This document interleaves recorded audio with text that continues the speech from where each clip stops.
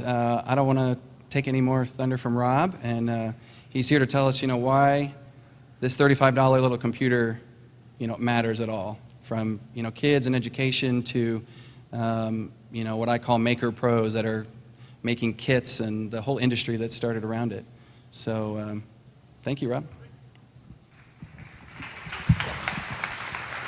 Hi, everyone. It's really great to see so many people here.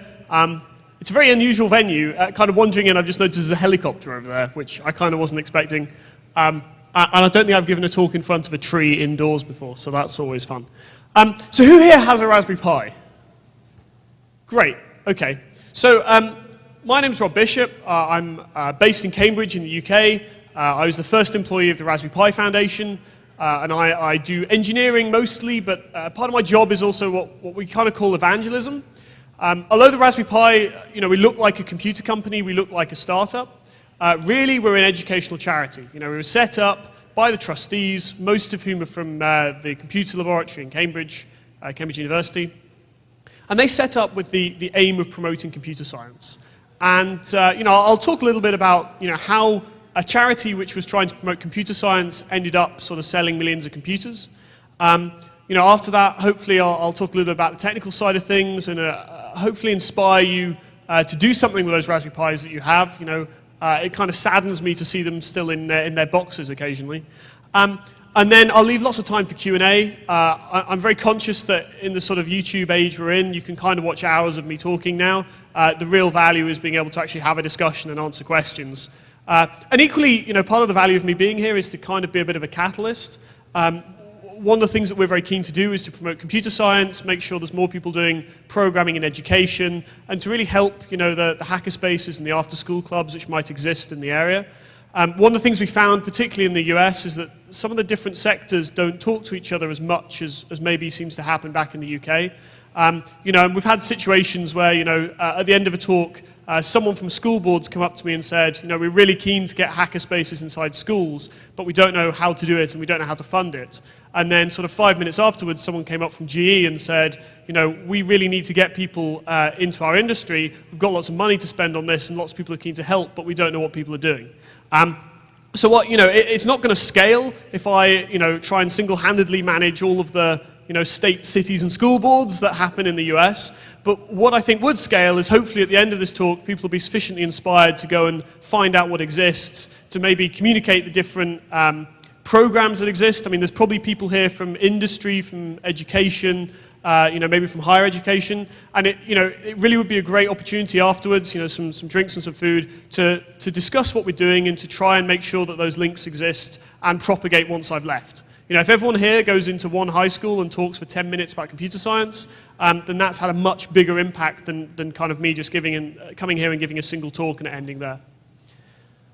So yeah, back to the Raspberry Pi Foundation. So the Raspberry Pi Foundation was founded by a bunch of academics at the computer lab in Cambridge, sort of led by a guy called Eben Upton. And Eben was in charge of undergraduate admissions for computer science for St. John's College in Cambridge. And what the academics realized is, over the years, they were getting fewer and fewer people applying to do computer science. With a significant decline sort of since the 80s to today. And not only were they getting fewer people applying, but the skills they were coming in with were dropping dramatically. They'd gone from a situation where applicants would come in with a good understanding of a computer system, a bit of assembler, some programming languages, to kids today that sort of have written a web page and consider that to be high-level programming. And there's this real shortage of skills, and it's a real problem. It's a problem for the industry, it's a problem for the economy, and it's a problem for us as geeks because we have less cool toys to play with if we're not producing the people to make them.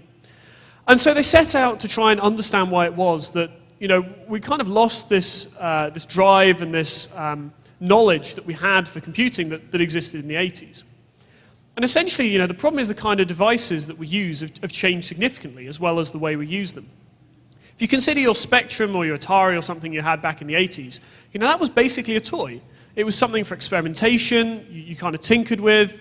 If you wanted to go and play a game on your Spectrum, you'd go to the newsagent, you'd buy a magazine, kind of flick through to find a game that you'd like the look of, go home, type that code in, and go and play the game. The entire steps of how you got something on the screen were very obvious, and you could go and tinker with that.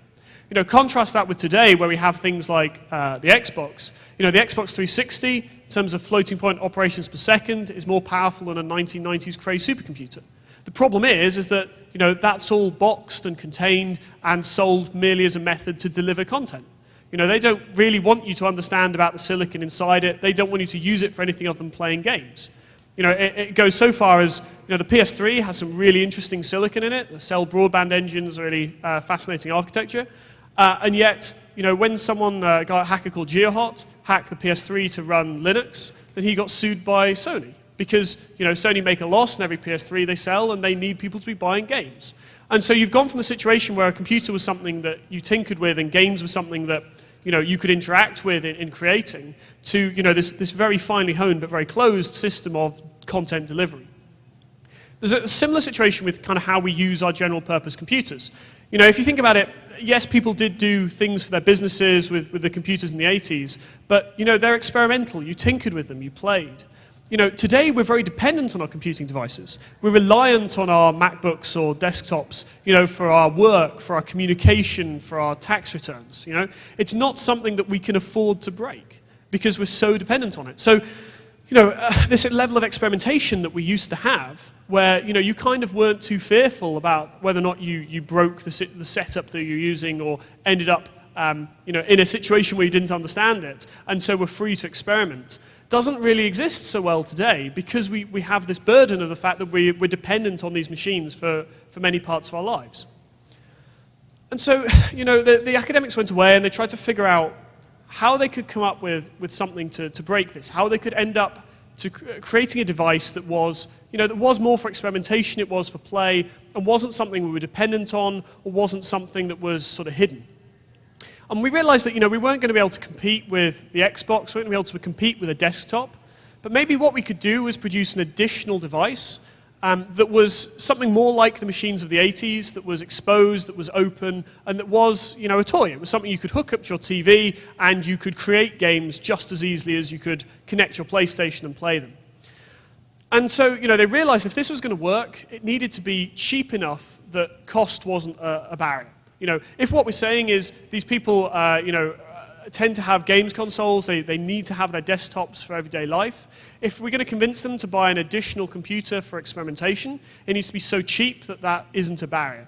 And equally, this is aimed at kids. It needs to be sufficiently cheap that even parents who didn't, understand the value of it, or they could afford to do it, or if not, it was cheap enough that they could actually afford to raise the funds for themselves.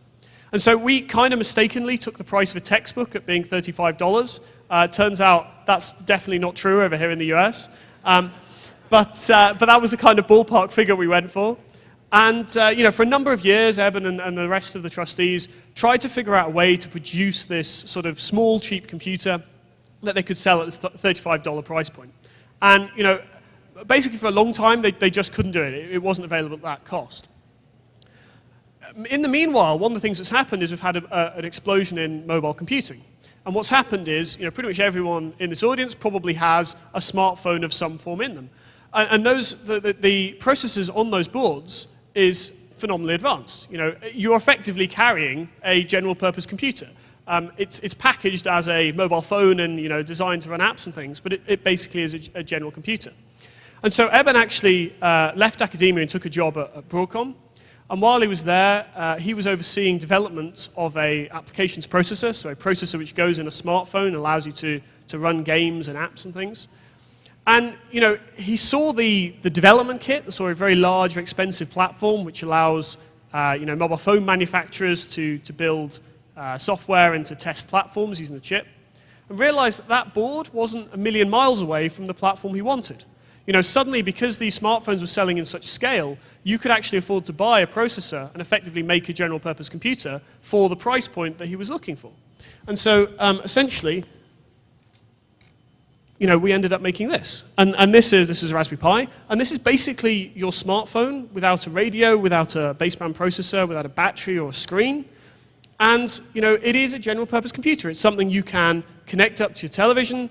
It's got HDMI, so you can hook it up just the same as your Xbox. It's also got analog TV, so you can connect it to your older CRTs, just like you would do your PlayStation 1. All the memories via SD card, just like you have on your camcorder. and it's charged by a mobile phone charger via micro USB. These are all components that most households have lying about as a result of the rise of digital cameras and smartphones and things. Most households have a TV, and it means that for a $35 investment, you could go and start yourself with a computer. And there's a number of reasons why this is very cool. I mean, one of the obvious reasons is that there's a lot of households, particularly in inner city areas, where kids don't have access to computers, and so suddenly the barrier to doing that is a lot lower. Equally, for schools that are struggling for funds to set up computer suites and things, again, the barrier has been dropped for doing that. But what we were really hoping this would be designed for is for kids to be able to buy themselves or have their parents buy for them and to use in their bedrooms. Programming is kind of like using a musical instrument. Well, in many ways, it's like learning any skill. It's all about practice. And what we find is it's the 2 hours on an evening that you put into making your robot or writing your game or creating your website, that really pays dividends. That's the time when you really create something very interesting. And so, we wanted a cheap, open computing platform where kids could do this.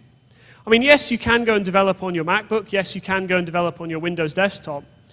The problem is that, we live in an instant gratification society. You can go and open a web browser and watch hours of high-definition video content with a couple of clicks and no prior knowledge.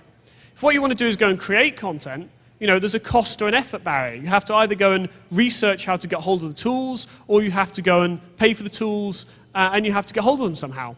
And if you look at the evolution of operating systems, we're getting more and more into content delivery platforms and further away from sort of multi-purpose devices that are designed for creation. One of the other important things is we sell this without a case. There's a large number of even software engineers that these days haven't even seen what the inside of a computer looks like. If you ask if you ask a child what they think a computer's made out of, and you tell them it's made out of mostly sand and trace elements of gold, they're probably not going to believe you. But sure enough, underneath the black plastic square in the center of this board, the processor, which is essentially the computer, is mostly made out of sand. It's made out of silicon. And a lot of us have maybe grown up in the age where, we're familiar with, the sort of spectrums and things where you sort of saw the PCB, the printed circuit boards, or even kind of building computers at home where you had motherboards. But, to this new generation, you can't get into your, smartphones, you can't get into your laptops, there are no screws. And so it's kind of important to have a device where everything's exposed. One of the other advantages of having a device where you can actually physically interact with it is that we have these pins here. And these pins are basically what differentiates your Raspberry Pi from probably any other computing device you have. What these are pins which can be used as digital inputs or outputs to the rest of the world. So, a Raspberry Pi can very simply be turned into a robot. It is reasonably trivial to go and connect a Nerf gun to a Raspberry Pi, mount that on a Roomba, and have a robot that goes around and fires Nerf guns at people whilst hoovering. People have done this. It's probably less than 20 lines of code. Tomorrow, I believe, in the UK, someone's planning to send a Raspberry Pi with a camera higher than Felix Baumgartner jumped from on the Red Bull Stratos mission, taking live telemetry and video. And he's done that for £300, right? So like $500. And so you think how much it would have cost to get live telemetry from like 30,000 feet, 5 or 10 years ago, and now it's within the realms of a high school. You can go and do that. One of the things that I'm very passionate about is that, while at one end we're trying to make sure we're generating the next generation of engineers, we're trying to make sure that people go and study computer science. I'm also very conscious that at the moment it's kind of a sloping scale, which goes from, the people doing computer science at one end, most of whom are coming in with less knowledge than we'd like. And at the other end, it's sort of zero. There's a vast number of people who don't even consider computer science or computing to be something that's there for them. An example I give is a calculator. If you need to divide up a bill with your friends, if you need to go and add together a bunch of numbers to work out your rent, you're going to reach for a calculator. And that's just the same tool as an accountant at KPMG is going to go and reach for. You know that is the right tool for the job, and you're going to reach for it, and you have the knowledge of how to use it. And that means that it accelerates your everyday life. Unfortunately, the same isn't true with programming. If you want to go and copy a bunch of cells in Excel, and do some repetitive task, the average layperson doesn't think, oh, I'll go and write a macro for that. And actually, it's no more difficult, really, than going and understanding how to use a calculator. It's pretty simple. You can find out all the steps you need to know from Google. There's lots of resources. But the problem is, for the average person, they're going to spend an hour copying the cells rather than ever thinking that that technology was available. And I think that's a big problem. There's a big problem is this preconception that programming is just something computer scientists do. It's not something for the rest of us. It's hard to think of a career where a little bit of understanding of technology, a little bit of understanding of programming wouldn't be a benefit. The example I always give is, let's say your school athletics club wants to measure performance of running 100 meters. You want to chart your performance over time, and you want to see how that's working. It might cost you thousands of dollars to buy the equipment to do that. Whereas actually, you could take a Raspberry Pi, a couple of sensors, connect those up. It's probably going to cost you less than $50. And, you could host a database on your Raspberry Pi measuring how fast it took people to run the distance. And you could host a website so that people in the school could come and log in and see how people are running and measure them competitively. You could kind of gamify people's running 100 meters and have a challenge around it. And actually, that's probably less than 20 lines of code. It's a very simple thing to do. And the great thing is that there's so many places around here, there's places like the Cowtown Congress, where actually, even if you knew you were coming in with no starting knowledge and you wanted to do that, there's lots of people who'd help you. And, it's probably a day's work, and it's going to save you, it could save you thousands of dollars. And it's one of those things where, it's enabling people to think, actually, could I go and build something to do this? Could I write a program to accelerate this? Rather than just, by default, buying the increasingly closed devices that we have and accepting them as they are. And so that's one of the things we're very passionate about. And we've seen a whole bunch of very cool projects come out of the Pi all over the world, and hopefully there's some here. What I'll do is I'll open now for questions, and I'm sure that will spur on different conversation points. I'm very conscious that these talks have a very wide demographic. We kind of have occasionally sort of some teachers coming in with sort of having heard of the Pi but not really knowing what we're about. And equally, we get some people from industry who have very specific questions. So I think the best thing to do is hopefully everyone has some understanding of what the Raspberry Pi is. I'm going to pass one around now, and to answer some questions as are appropriate. So yeah, I'll pass this out. Does anyone have any questions? Yeah. Does it come with any sensors or not? So the board itself comes just on its own, so it doesn't come with the memory card, although we now have an option where you can spend $35 and just get the board, or you can spend $40 and get the board with an 8GB SD card pre-imaged. It's worth noting, it's a weird situation, although we sell these computers. We thought we were going to sell maybe 10,000 in the UK. That was what we initially thought. We sold 100,000 in pre-orders. We've now sold about 1.5 million worldwide. And we're still a team of sort of 7 or so people. I was working at my bedroom for the first sort of 6 months. We're a not-for-profit. All of the, I don't have any equity. No one has any equity. We're a charity. And what happens is, any operating profit we make on sales of Pis, we can then spend back on other development of other things, like we've produced a camera module, producing a display. We can also spend it on software development and things. So for $40 from our partners, so it's the sort of Element 14, MCM, all of the Farnell companies, or RS or Allied. These days, kind of if you Google Raspberry Pi or go on our website, it's very easy to find how to get hold of them. You can spend $40, you can get a Pi with an 8GB SD card. All you then need to do is you plug in your mobile phone charger, you plug it into your TV via HDMI or via the analog route. You then plug in a USB keyboard and mouse, which you might either have lying about, or you can purchase from somewhere like Amazon pretty cheaply. A lot of people are very conscious that they feel like they need to go and buy a new display for a Raspberry Pi. Certainly in Europe, I think it's also true in the US, you actually have to pay to get rid of your old CRTs. Equally, with all of the various waste management schemes, a lot of the large office buildings have to pay a lot of money to recycle all of their IT equipment when they restock. And so actually, it's pretty easy to get even large batches of monitors and displays, for free if you kind of go and look around. Sometimes it's as simple as going to your nearest large kind of financial center and saying, hey, next time you're throwing out a bunch of monitors because, you're going with a new supplier or something, I'd love to take them off your hands for free rather than you paying to recycle them. And, they can usually write it off against their tax anyway, so they're probably keen to do it. So you get those components, you hook it up. With the new software that's on the SD card, when you boot up, it's going to give you a list of different operating systems. You can choose an operating system, you kind of click enter, it's as simple as that. It installs, it boots through, and it presents you to the command line. It presents you with a command line, it's just like your Spectrum from the 80s. You can launch a GUI, but it's a very different paradigm using a command line. The great thing about the command line interface is that it'll only do what you tell it. We're increasingly getting to a stage where computers prompt us. Do you want to do this? I think you're doing this. Is this what you want to do? Are you sure about this? The great thing about the command line is if you said, delete my hard drive, RM star or whatever, it will do that. It'll just go and do it. And so it's not going to ask you if you're sure. It's not going to check, right? It's not going to say, actually, I think you were trying to make a Word document and here's a little paperclip. It's going to do what you told it. And I think that's very important because, it goes from a situation where in some ways, it feels like the computer is guiding you to you being in control of the computer. The great thing about Linux, which is the open source operating system it runs, is that it'll do anything you tell it, and that kind of gives you a lot of power.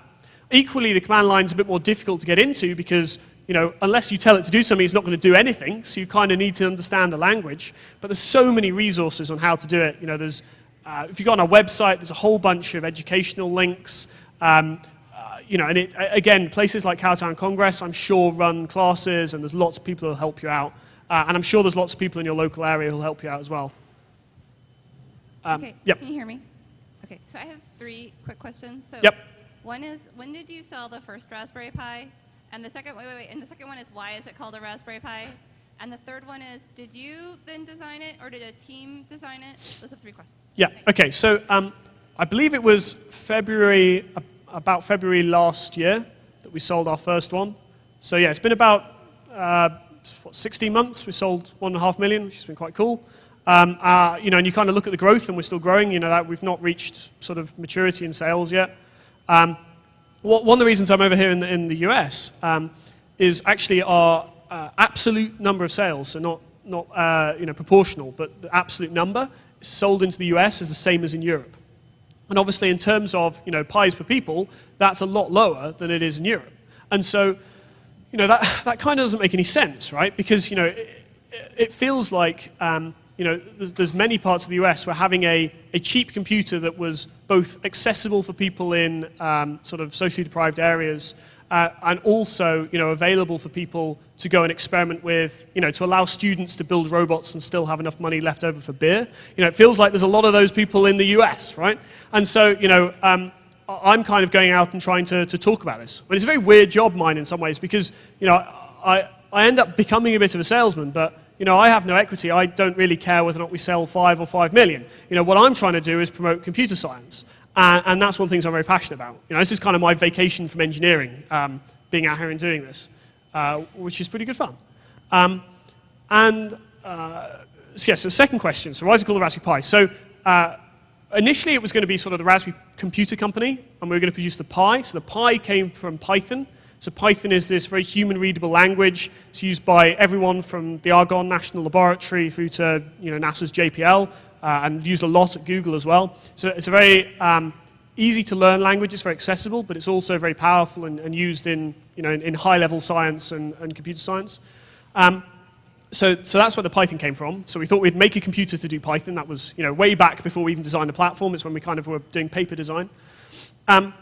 And the Raspberry bit came from the fact that, particularly in Cambridge, we kind of believed that computer companies were named after fruit. Because we have around us, there's apricot and acorn, sort of in the past, that are historical computer companies from Cambridge, sort of in the 80s boom, that aren't around now. And obviously, there's Apple and BlackBerry and other ones as well. So that's where the name came from. In terms of the design, so it's a very unusual route. So one of the questions we usually get, and I'm sure we'll get from somebody, is, why do we have the specific processor that we have, right? Because there's a number of reasons why, that processor is a compromise. It's not the best clean room solution if we were designing something from scratch. And the answer is, the only way the business model works for producing this is the fact that, this is a charity that was spun out of Cambridge University and also engineers working for the company, Broadcom, which makes the processor. It was a situation where We were engineers, Eben was ex-academia, so we had links to that.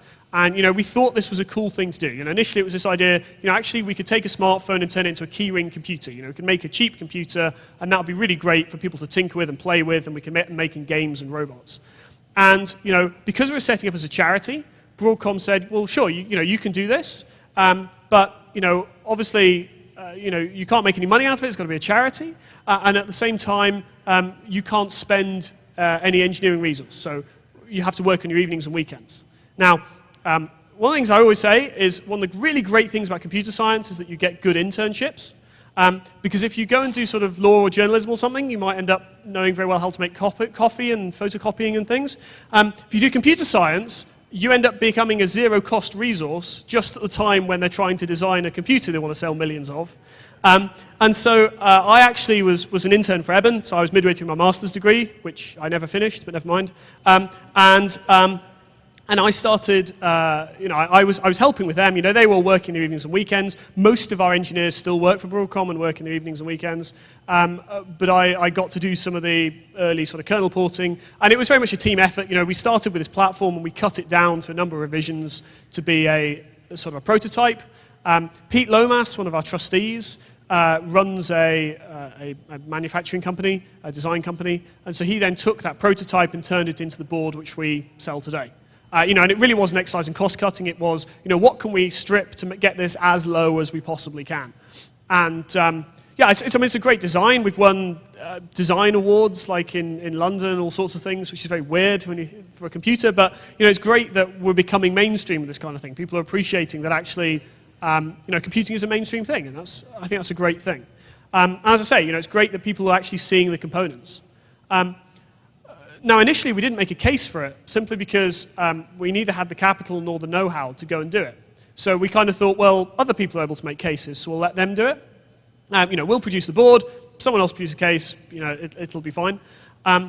Initially, we were going to pay to produce the boards ourselves. And when we thought we were going to make 10,000, we could raise the capital through angel funding or whatever to go and make 10,000. When you had 100,000 pre-orders, that changes a little bit. And so we went to a licensing model, so we actually design the board and the software in our offices in Cambridge. It's a very small office. There's like 5 or 6 of us in a room. It's quite funny. People come around and they always expect to see like a massive manufacturing floor and lots of toys and stuff, and this kind of looks like an accountant's office, sort of a bunch of us sat around with laptops. It's always very disappointing. So we design it there, we license it to our partners, who then manufacture it and distribute it for us. Because Farnell and RS are very large companies, they're multinational, they're able to handle the distribution. So saying, on the day that we launched, we actually crashed both of their websites because so many people tried to get hold of the first batch that we produced. And apparently we were according to Google, we were trending higher than Lady Gaga on the week of our launch, which is also kind of cool. It's still a bit weird when we do this kind of stuff. One of the early things we did when I was still working at Broadcom as an intern is we ported a game called Quake to the Raspberry Pi, which is kind of cool. You can run a 3D sort of first-person shooter on a $25 bit of hardware with no cooling, and actually you can also run that in 3D. So if you've got 3D television, you can actually play 3D video games on a $25 bit of hardware with no cooling. It's very cool. But Eben kind of said, we should make a video of this. So we recorded a video and put it up. It's had about 1.5 million YouTube views now, which is pretty cool. So I think, so I was talking about the cases. So just today, there's been an article go up on Wired, and we said we wouldn't make the cases, we'll let other people do it.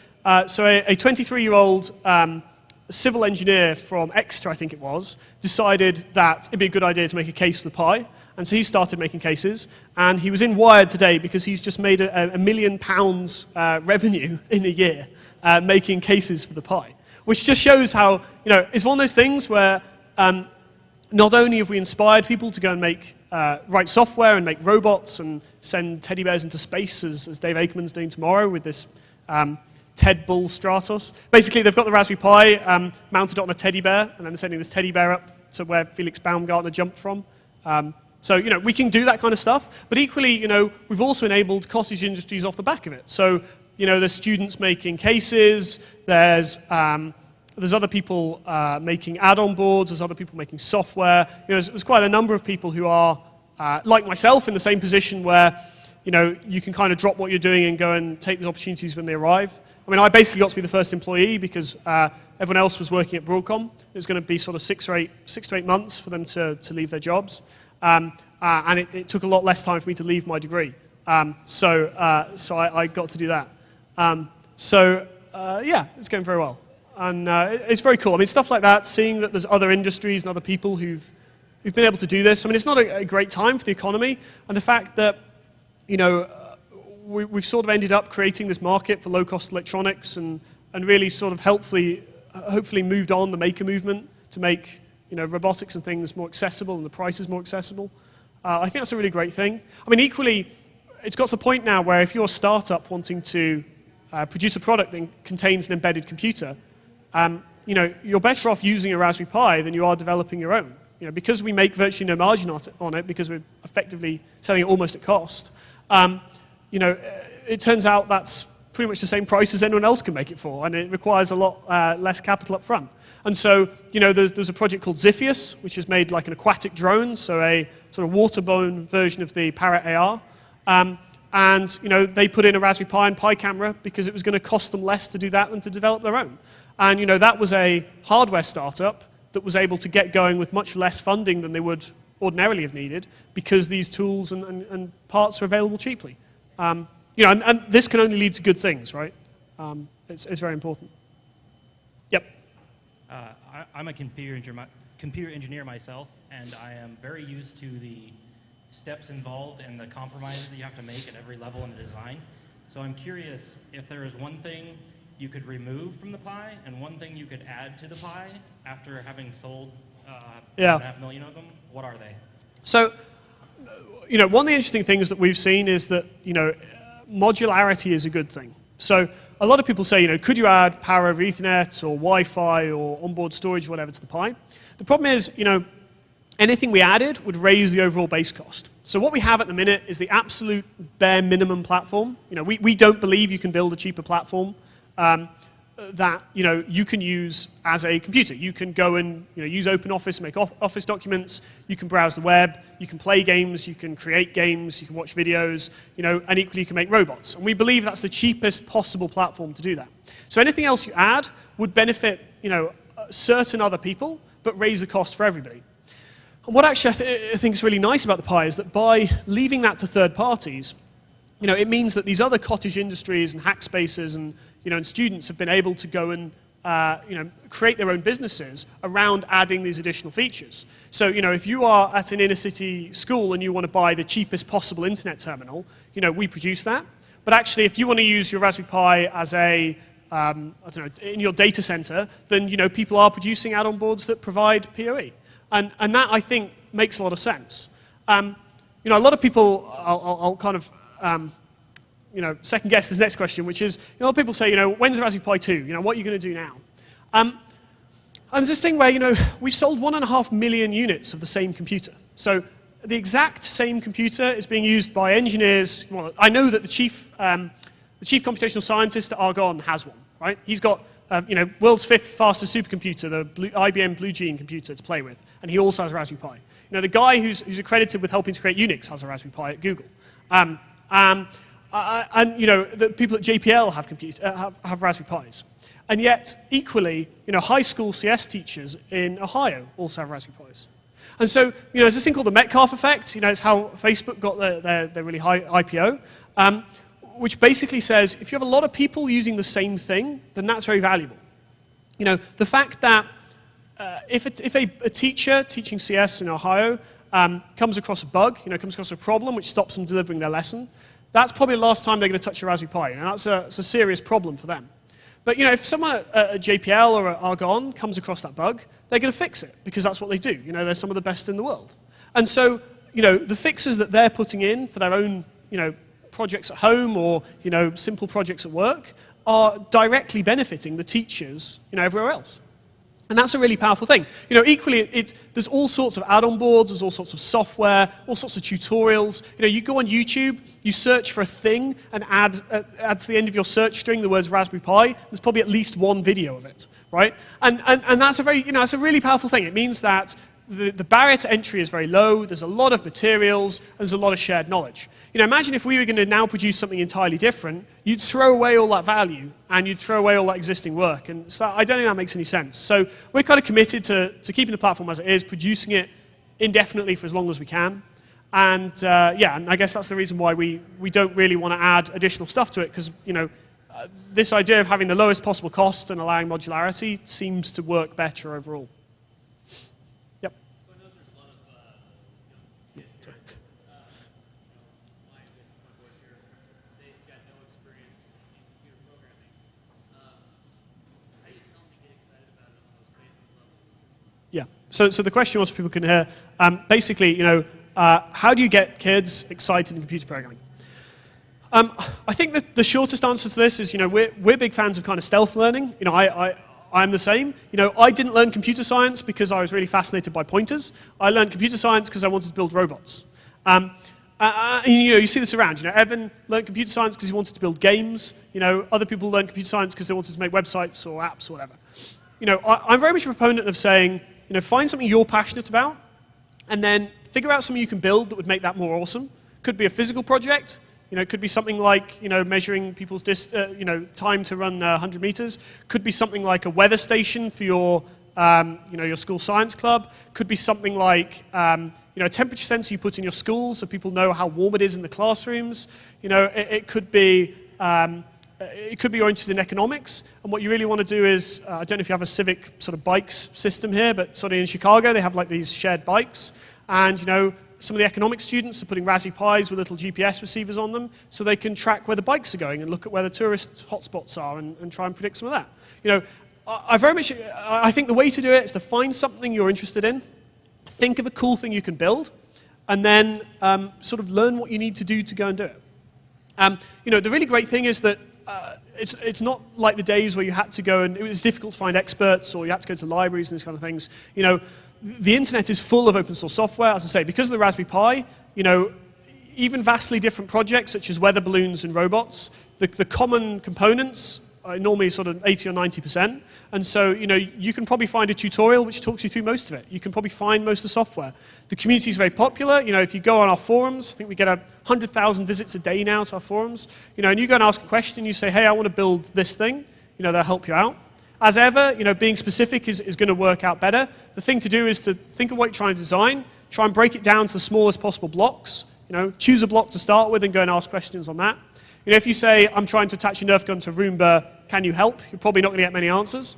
If you take apart your Nerf gun and you realize there's an electronic trigger, and you need to get one of the Raspberry Pi pins to fire that electronic trigger, and you go and ask about that, then you probably get lots of responses, because it's exactly the same bit of code as you need to build your robot or your weather balloon or your weather station.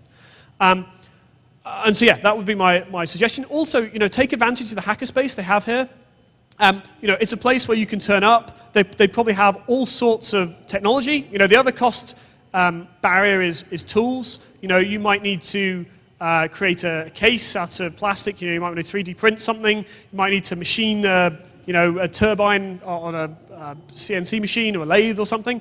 They probably have the tools. You can probably turn up and go and use them, and they'll provide the training, and that's why hackspaces are so great. Equally, I'm sure a lot of the schools around here probably also have those facilities, and they're the kind of places where if you turn up and you say, I'm trying to build this thing, can you help me with X? They probably would help. And equally, the really great thing is that because of the internet, it means that a project you've built, in your garage, in Kansas, you can go and email it to us. We put it up on our website. And sort of 100,000 people all over the world see your project. You get to see people building projects, in the garages in Australia, in New Zealand, in Japan, in China, commenting on the project that you've built over here. That's really cool. You suddenly have an instant global platform for whatever it is you're working on. And that's, it's a great motivation to know that something you're building other people think is cool. And you never know. You might end up being really into baseball or something, and you design a system to measure the speed of pitching or something, and you might find that other people want to build it too, and then you might find, you put it on Kickstarter and you have a business. It has happened a number of times. So yes, creativity and sort of learning by stealth is what we're very passionate about. Yep.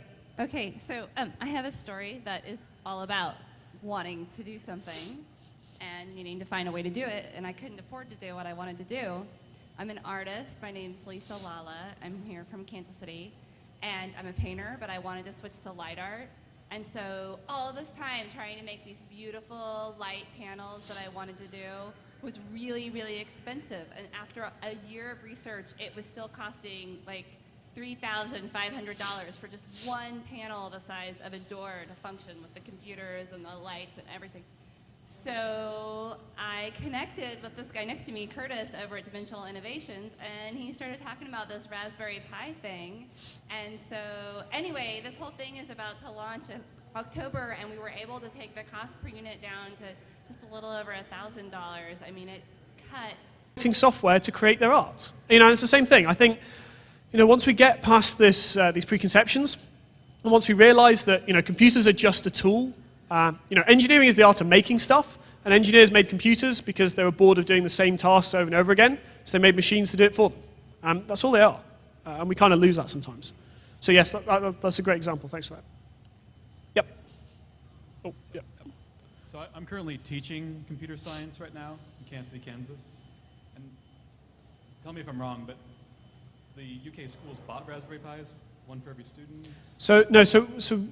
One of the things that's happened in the UK is there's been a dramatic change in our computer science curriculum and the way it's treated. Mostly triggered by Eric Schmidt. He came and gave a high-profile lecture in the UK where he said, look, teaching kids Microsoft Office isn't helpful. Even Google can't hire new engineers because we're not producing them. And, for two reasons. Partly because you have this weird dichotomy where the ones which think they're good at computer science actually are coming through traditionally with very low levels of expertise and are very few. And the rest of the people are so put off computer science because they believe that the people at the top end are so magically awesome that they could never do it. There is this whole problem where there's a lot of people I meet who are very good computer scientists, right? And would be able to do a computer science degree at Cambridge with no problem. And yet, they think they're no good.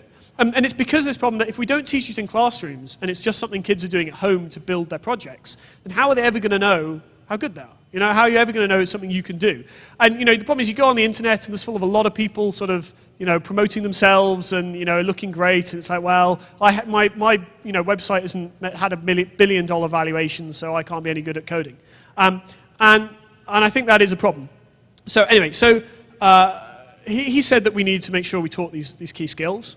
As a result, the Secretary for Education went and changed the curriculum. Firstly, they deregulated it. So they moved from having a fixed curriculum, which all the schools in England had to teach, to saying you can teach whatever you like in IT.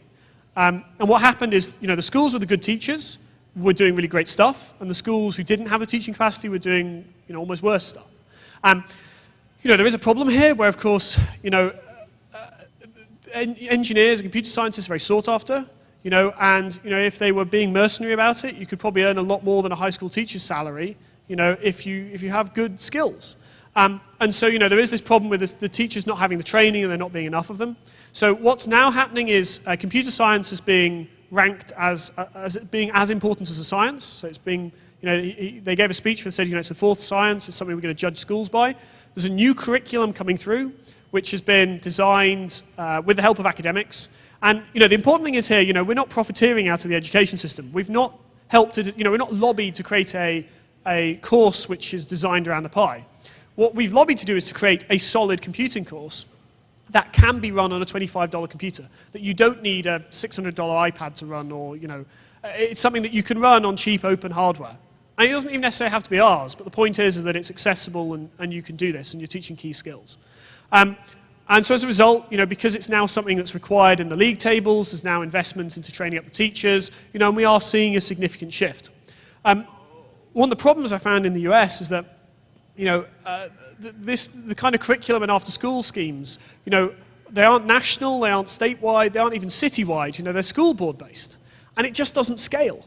So I now know of some, really great schemes going on in Louisville in Kentucky and in, Chicago and in Seattle. Right? But none of those schemes are talking to each other, and none of them are spreading. They're all local area schemes.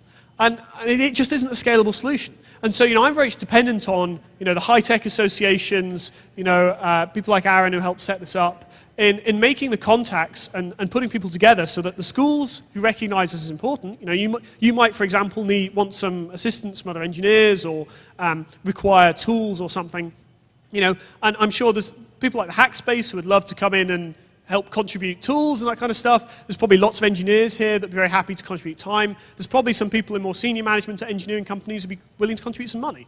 And so, once we came up with the Raspberry Pi, Google kind of put its money where its mouth is and gave us $1 million to give away Raspberry Pis in the UK. So we've given away 15,000 Raspberry Pi kits to schools, to kids in schools. There's an important difference here. The Raspberry Pi is not a computer for schools. It is a computer for kids, and we are using schools to distribute it. We want to see them in kids' bedrooms, not locked in a classroom behind a glass cabinet. That's not what we want. Equally, if you're teaching in a school, we're not saying, throw away your hundreds of thousands of dollars worth of x86 machines and your existing PCs. We're saying, use what you have to go and teach Python, use what you have to go and teach these skills. But hey, once you've gone and done the core curriculum bits, if the kids have Raspberry Pis or, have a Raspberry Pi in the class, you can go and use those skills to build a robot. You can use those skills to build some battle bots and make them fight. Or, it's about, how can we use these skills to do cool stuff? And I think that's very important for motivating the kids. And as I say, it's like the music instrument model. You get your core skills, sort of half an hour a week, and it's the 2 hours you spend each night in the evenings where you really go and do, the bulk of the sort of practice.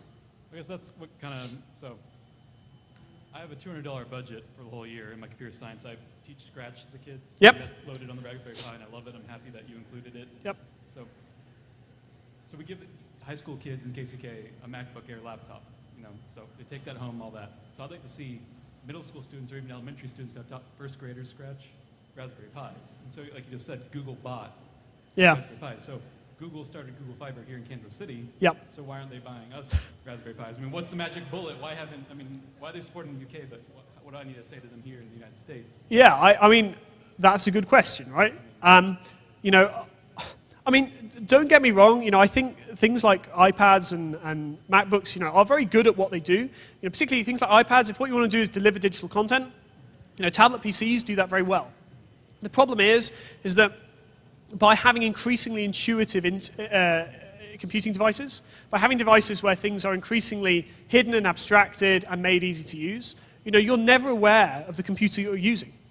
How are we going to inspire kids through computing and to experiment if they think that computers are closed devices that you never see the inside of and have no choice or understanding of what's running inside it anyway?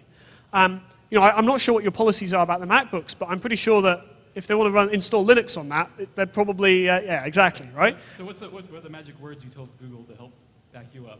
I want to say the same magic. So, the thing I would do, the success I would see is, go and have a look at the local companies. One of the things that we've noticed is that I've noticed on this trip, is there is this really bad bi-coastal sort of brain drain. In that, a lot of the Midwest cities I've been in, what they've said is, we produce this talent, and then it all disappears off to San Francisco. And so, our facilities here can't hire the engineers because we have to either pay them a fortune to relocate, or we have to spend a fortune on recruiters to get hold of them because there's so few. And you end up with this kind of, everyone's just poaching off everyone else, and you have the same pool. It's a zero-sum game, basically, with engineers. You'll probably find that, a startup or a company investing in a high school to send some of their engineers across and to buy them some Raspberry Pis, meaning that they have a steady flow of interns, and they're getting their claws on people before they go off to university, that they're already getting them involved so that, they're teamed up with internships and they're part of the team so that when they go to university, they're already planning to come back. You probably find that's less expensive than paying for the recruiters, right? And so suddenly this becomes actually quite a reasonable business proposition to say, we have a pipeline where we can generate you talent and we can generate you easy employees and also get you good PR. And all we need is a little bit of your time and a little bit of money. And that sounds like a pretty good investment to me. So, I'm sure Aaron and people are the people to go and talk to about this because they will be able to make the connections. Sorry, Aaron. I was glad that you had mentioned the digital divide. I'm glad that that's in our vernacular and people recognize, thank you. So my question for you, basically I have two questions. One, obviously, not obviously. I am aware of the digital divide, especially in Kansas City and in the United States.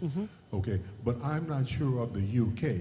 Have you been able to help bridge that in the UK?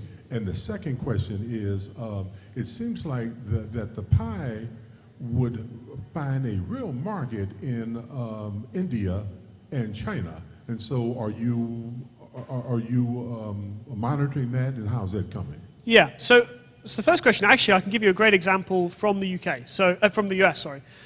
So I spent quite a lot of time in Chicago. There's a British consulate there, and we've ended up doing a lot of events with them. And they've helped me out a lot with connecting me to people like Aaron to make these events possible. And one of the things we found, particularly in the Midwest, is that people are very humble. And so as a result, there was a whole bunch of really cool schemes going on in schools, which no one had ever told us about, or told anyone else about, right? So there was these brilliant PR opportunities and these brilliant events going on, where all the work had been done, it was available to share, they were ripe for investment, and yet, they were kind of too humble to go and brag about it. And so, actually, one of the things I've had to do is go around and sort of shake people to say, look, you have to talk about what you're doing so that other people can copy their example. And so here's a great example where there's a really good scheme going in Chicago, which you guys aren't aware of because they never thought to really tell anybody. And actually, it's a great example. So Chicago, obviously, it's a very divided city. It's 44% African Americans, got some very failing school districts. Yet I gave 3 talks in Chicago, and the average age was 40. It was nearly 90% male and mostly sort of white and college educated, right? And that depresses me because it doesn't make any sense. Creativity is sort of doesn't have a skew for demographic. Equally, the whole point of the fact that we have a very low cost and effort barrier introduction means it should appeal to everyone, not just sort of college graduates and the obvious stereotypes. So one of the things that I found out about is there was a place called Englewood Falls, I think that's right, where it's a very sort of failing school area. The kids, most of the kids don't have computers, some of the kids don't have the internet, and they sort of didn't have great prospects. And as you say, it was very much this digital divide where a few miles away there was people working on startups and earning lots of money. And what they did is one of the school teachers went and raised $5,000 on Kickstarter to buy 10 kids, all African American. I think it was 10, I think it was more than 10 actually. Even gender split. To buy them a Raspberry Pi. They then spent a couple of weeks teaching them to program, and then they went home and they created websites. They had a computer. Most of these kids had a TV, but they didn't have a computer. For $25, they now had a computer. And the really cool thing about this is that they kind of didn't have to tell their friends they were doing it, right? You give them the skills, and actually they can spend 2 hours in their bedroom making websites, and they can sell those websites, and nobody ever needs to know, right? Without forcing these people to relocate, keeping them in their homes, keeping them in the area, for a very low, cost barrier, these kids now have enough skills to earn money for their households from their bedrooms. And that's a really cool thing. And actually there's no reason why they couldn't, with a bit of determination, learn enough skills to go and apply to Google or any of these kind of places. And, it's very much about letting those people, letting people in those kind of areas know that these tools exist and know that it's, it's not just for the stereotypical audience. And I think, communication is very important. There is a bad preconception about computing. There's 2 kinds of preconception, one of which is, it's not cool to be done. I think, with the proliferation of mobile devices, that's actually being broken a little bit. I think most people realize that sort of Mark Zuckerberg's in a good position, and so I think it's starting to become a bit more acceptable to do that kind of stuff. And the other problem being this, this lack of self-belief, the fact that you look at hacking on the media, and it's something done by people who apparently know sort of Unix coming out the womb, and those people don't exist, I mean, it's really funny. I've given talks at the Apple campus in Cupertino and Googleplex and San Francisco and those kind of places, and you assume it's going to be full of guys like me in their 20s, and it's full of guys who are in their 20s in the 80s, and they're still there. And, a lot of the media preconceptions are very wrong. And I think once we can break those, I think it'll make a big difference. And as I say, it's about raising the bedrock so that the ones at the top end are coming through with even more skills so that we create the engineering workforce we need for the next generation. And those at the bottom end, instead of having nothing, have enough understanding that actually they have some skills on the CV, they have some stuff that they can go and start their own business with. And I think that's very powerful. Yeah. He had a question about India and China. If you. Oh, yes. Sorry, I did forget that. Yes, so we're starting to sell increasingly into India and China. I've been talking to people in India recently. One of the problems is we're a very small team. So, we can't sort of simultaneously, deal with every market at the same time. We focused on Europe. We're now sort of focusing on the US. The US is very accessible to us, and that's why we're here next. We recognize places like Brazil and China and India, the kind of BRIC countries are sort of ripe for this. Possibly they have an even worse digital divide than we have in the Western world, or certainly in North America. And so, we're looking at that, but, we're engineers, we're not education specialists, we're not, we're not charitable worker specialists. What we're keen to do is work with NGOs who are experts in this in order to deliver this. So a good example is Khan Academy. I don't know if you're familiar with Khan Academy. They started a scheme in India. They took a Raspberry Pi, they downloaded a whole chunk of Wikipedia and Khan Academy and things onto an SD card, kind of to make like an offline computer node, so that you can kind of get the internet, even though it was an area with no power and no internet. Took it to rural India. One of the things these kids have is these Akash tablets, these very cheap tablets that the Indian government's produced.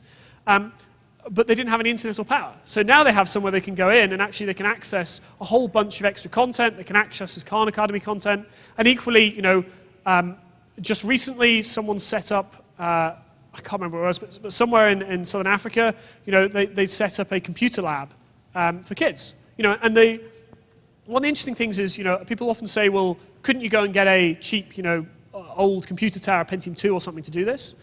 It's a combination of actually, the Pi is cheap to buy, it's quite cheap to set up, it's very cheap to run, because of course you're consuming a lot less power than you're going to with these other devices, and it's also less bulky.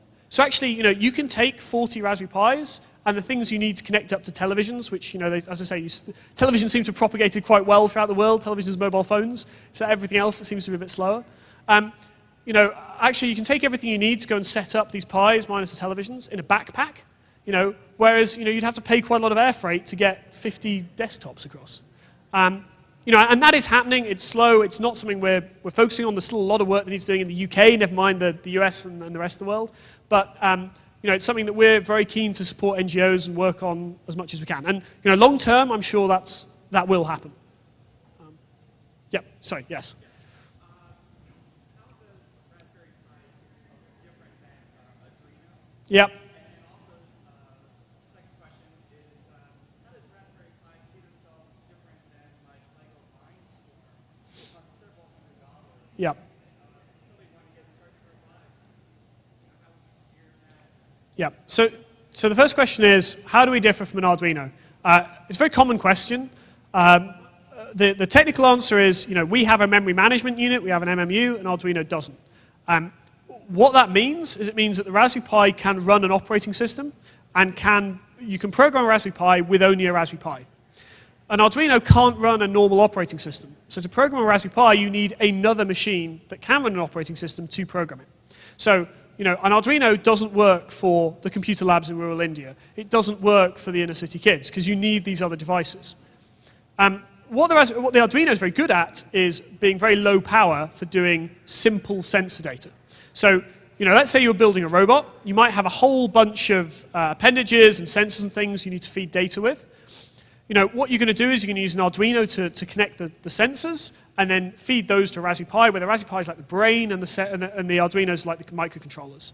And that means that, the Arduinos cost less for those simple nodes and consume less power. So saying that, there is no reason why you couldn't use Raspberry Pis for all of those components, and many people do. The thing is that the price difference is so low, and actually the Raspberry Pi is a lot more, is usable in a lot of different ways compared to the Arduino, that in some ways it makes more sense just to use Raspberry Pis in place. And people are doing that. One of the things you notice is if you want to connect your Arduino to the network, actually it's going to cost nearer $70 or $80 to do because of the components are more expensive. Because the Raspberry Pi uses USB, actually, you can do that with a kind of $5 USB dongle, USB Wi-Fi dongle. So that's the difference. So saying, you can program an Arduino from a Raspberry Pi, so, that is happening. In terms of the other platforms that exist, things like Mindstorms are good. Problem is, as you say, they're very expensive.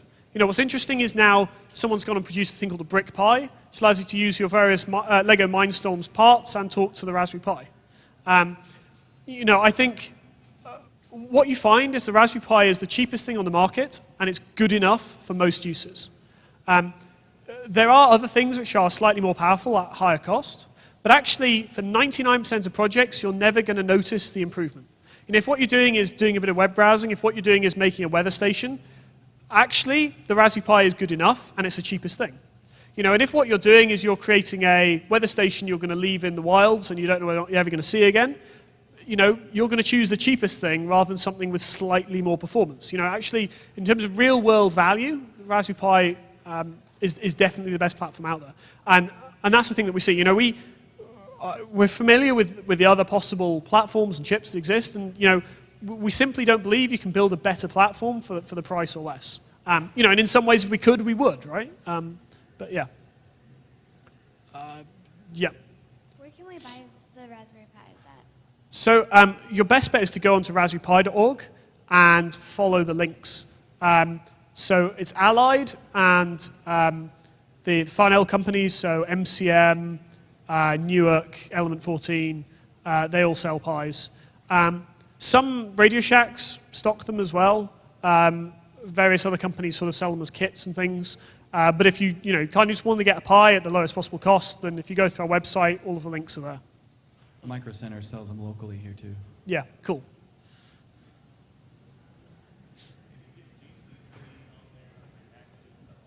Yeah, so the question here is about compilers. So the great thing is, because it's Linux, pretty much any open source programming language you can go and run. And the closed source ones, there are shims in which you can run it. So, the only languages you can have any difficulty with are things like Java or C# or something. And actually, there are open source equivalents for those you can use anyway, like Mono and Jam VMs and things. We have all the compiler tool chains. All of our software is open source. It's all available on GitHub. You can get hold of all of the Linux kernel. You can get hold of all the operating system software, all of the compiler tool chains. It's a benefit of Linux, really, is that it's fairly trivial to build or get hold of pretty much any software you could think of. Who's got the microphone? Yep. Has Valve ported Steam to it yet?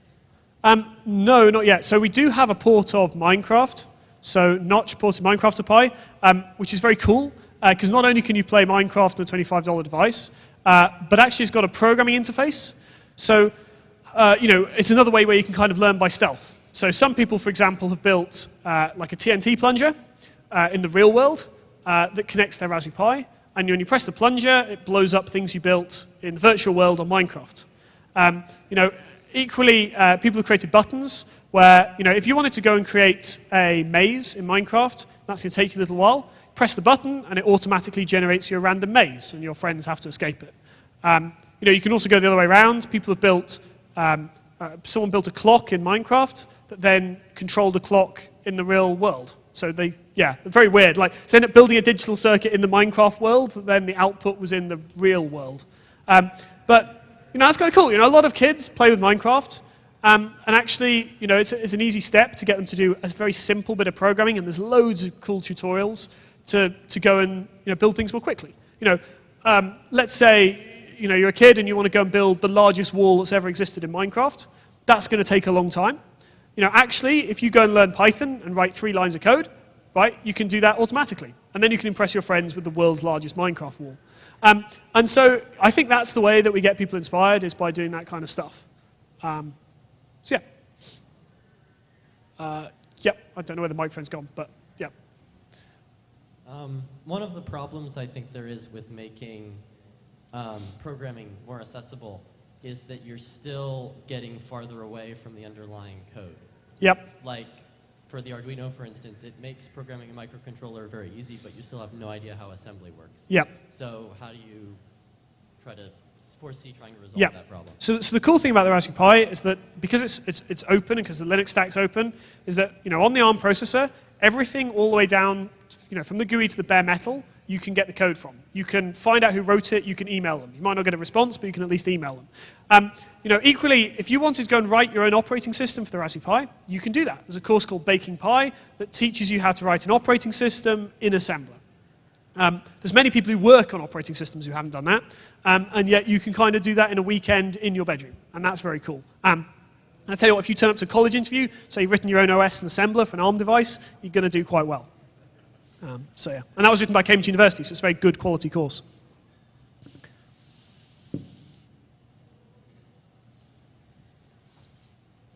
Great. Any more questions? There's one more here. Okay. On some of the things it says made in China, and on Yep. some it says made in the UK. Yep. Is there a difference? Yeah, where it's made, but what's happened is we initially started making them in China, because that is the cheapest place to ramp up from small scale. We've actually moved manufacturing to the UK, so all of the boards, apart from the ones sold in China, are produced in the UK in Wales by a Sony factory. And it's kind of cool that we can make them in the UK at pretty much the same cost. I mean, you look at all the sort of made in the US that's happening with tech. I think there is this move, this big push to move it back. So obviously PR benefits. It's also getting to the point where actually at volume, the costs are similar. And so, it's economically viable. And also, you tend to get a higher quality product in terms of failure rates. And so overall, that has an impact on making it more economically viable as well.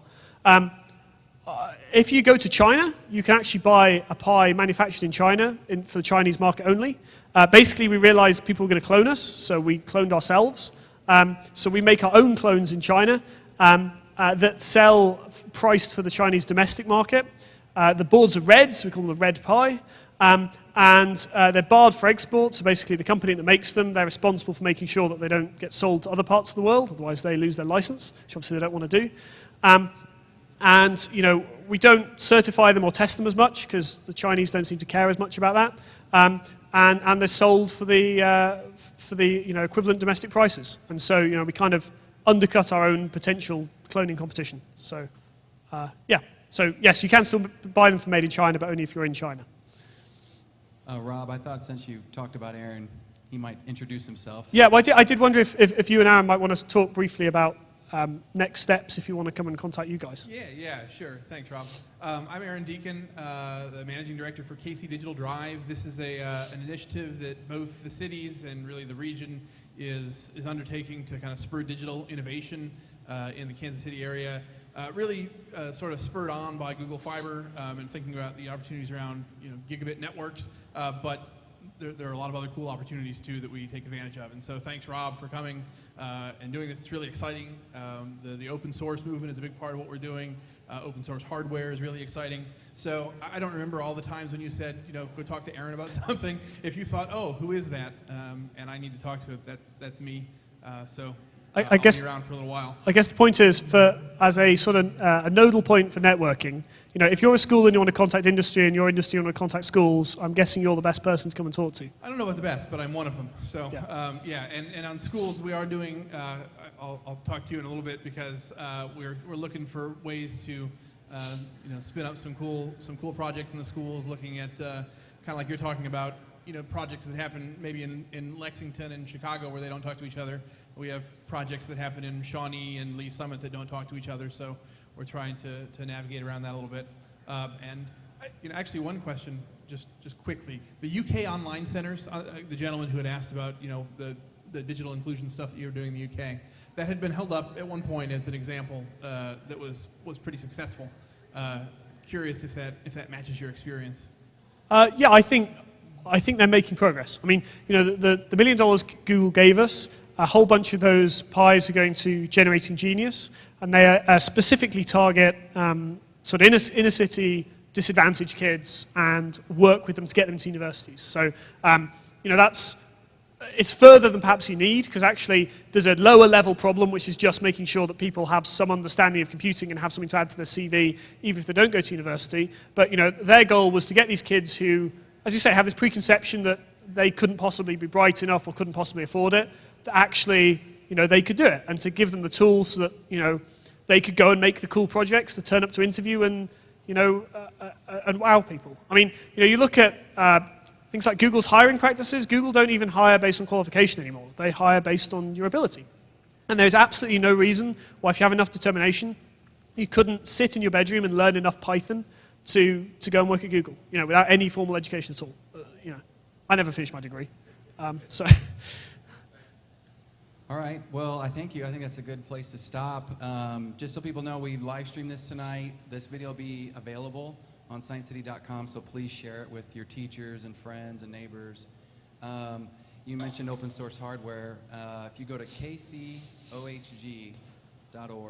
there's a Kansas City Open Hardware group that's meeting for the first time September 7th at the Coffin Foundation. So I'm glad you mentioned open source, so I didn't forget that. We're going to be here, so please let him have a break and then accost him for more questions. And then we've got two makers back here that have fabulous Raspberry Pi projects down here in our maker studio that we're building out. We would have been in there, but we outgrew it. Does anyone here have any projects that they've built with their Pis? If you do, put your hand up. There's one back Okay, there. so if you have a Pi and you've never done anything with it, go and talk to one of the people with their hands up, or the people at the back. If you still don't really understand what a Pi is, go and see what they're doing and go and ask those people what they're doing with it. And hopefully I'll answer that question. Great. Well, thanks everyone for coming. And yeah.